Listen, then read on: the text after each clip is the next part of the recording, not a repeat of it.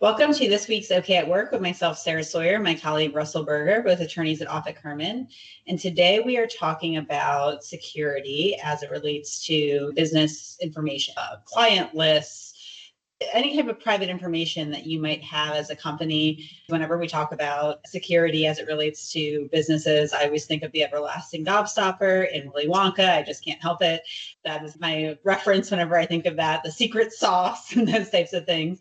But obviously, a lot of businesses have very sensitive information, whether it's their own personal business information or whether it's information that is provided to them by a client or by customers and employees, and lots of people have access potentially to that information. So what are some things that companies should be thinking about when it comes to that valuable information, the everlasting gobstopper recipe, the client list, the customer data? Yeah, you should definitely not have a tour of your factory with a bunch of kids that want to get into everything if you want to keep your trade secrets a secret. But I know Willy Wonka had other purposes for doing that. Hey, that no, I mean, at its core, things that are secret and confidential and proprietary should be protected that way. It's even in the law when you look at the trade secrets law, various laws. Part of the way you determine whether something's a trade secret is, do you act like it's a trade secret? Do you protect it, or do you leave it laying around? Do you give the secret formula to everybody that comes in the door? So just as a starting point, the stuff that's really important and really proprietary should be limited access, should be protected, should be secure in whatever way makes sense, given your IT infrastructure and or the tangible infrastructure that you have in your workplace.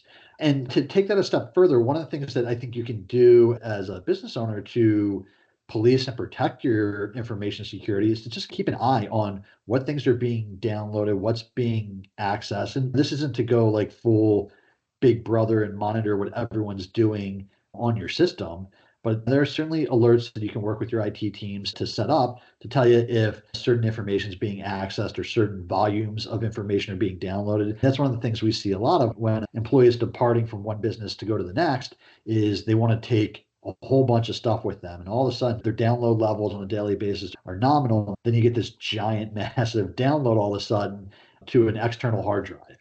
And you say, okay, what's going on here? What warning signs should I be reading from this? Or all of a sudden, there's a whole bunch of emails being sent out to a personal email address, forwarding a bunch of documents. And those are things that, again, you shouldn't be personally looking over all these things, but you can set up IT alerts to help monitor. And again, it's just really important to protect that gobstopper formula.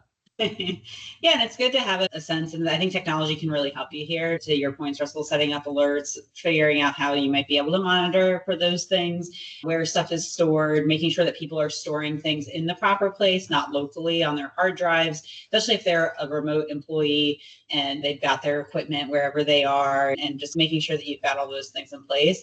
But also another thing I see is making sure that if you are going to use technology to help monitor these things and keep track, know what your technology is doing. I've had clients who have suddenly realized that to your big brother comment and looking over people, that they realize they're looking over people and they don't even know it. So you want to make sure you know what you're doing and have those tools working appropriately and storing the things you want them to store. And I try to stay up with the times as it relates to tech. I could not tell you exactly the inner workings of all of that and what that looks like, but you probably have someone on your team or someone externally that you work with that can help you with that. And it's important to just have a good sense of what's possible and how all of that works for that reason. Yeah, it's the question you should ask.